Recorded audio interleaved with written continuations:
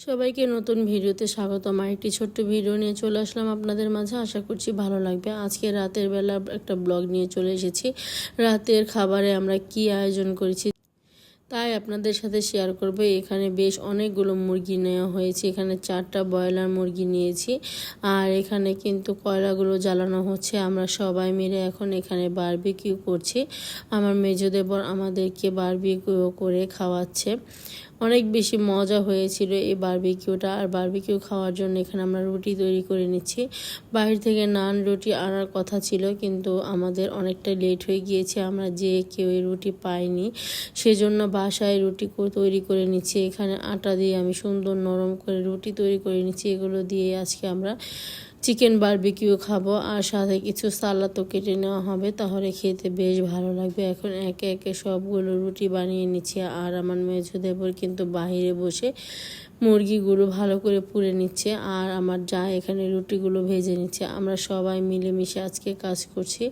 আমি রুটি বানিয়ে নিচ্ছি, আমার যা কিন্তু ভেজে নিচ্ছে। আমার ননদ সুন্দর করে সালাদগুলো কেটে দিচ্ছে, আর আমার মেজো দেবর সুন্দর করে চিকেনগুলো ভালো করে পুড়ে নিচ্ছে। এইভাবে সবাই মিলেমিশে কাজ করে তারপর আমরা একসাথে খাবারটা খেয়ে নেব।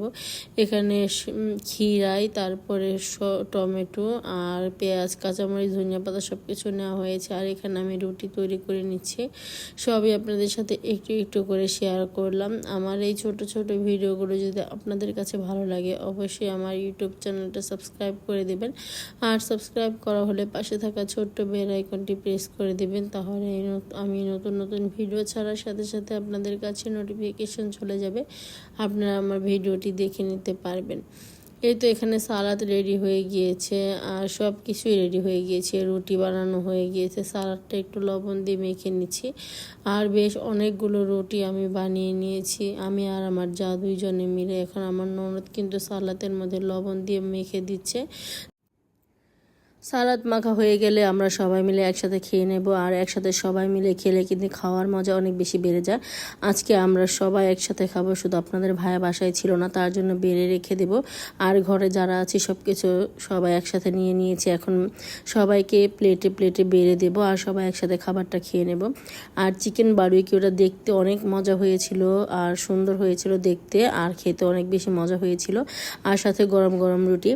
গরম গরম রুটি দিয়ে কিন্তু এই বারবিকিউটা খেতে অনেক বেশি মজার হয়। এখানে আমি সবাইকে রুটি দিয়ে দিচ্ছি, আর আমার দেবর সবাইকে মাংস দিয়ে দিচ্ছে। আবার আমি সালাদও সবাইকে দিয়ে দিচ্ছি আস্তে আস্তে।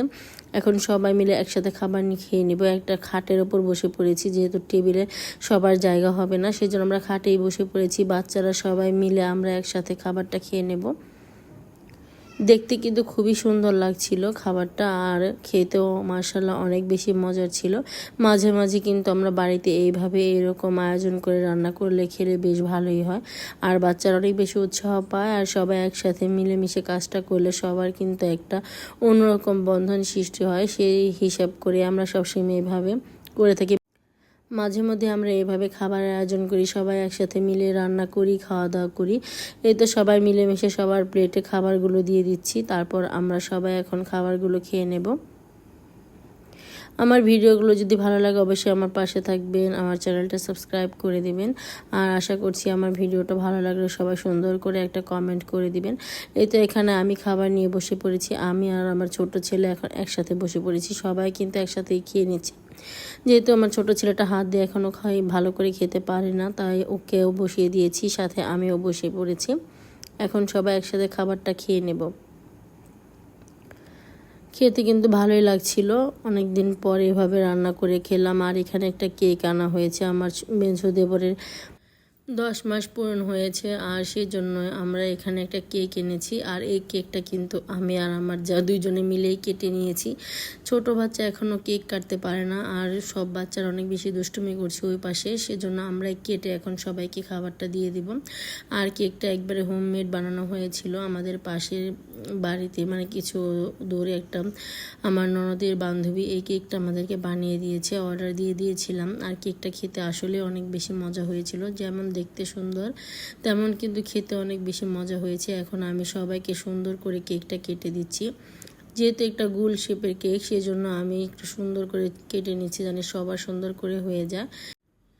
এই তো আমরা ঘরে যতজন লোক ছিলাম ততগুলো টুকরো করে এখন রেখে দিচ্ছি। এখন সবাই একসাথে খাবারটা খেয়ে নেব। আর আজকে আমার আরেকটা ননদ আর আরেকটা দেবরও এসেছে।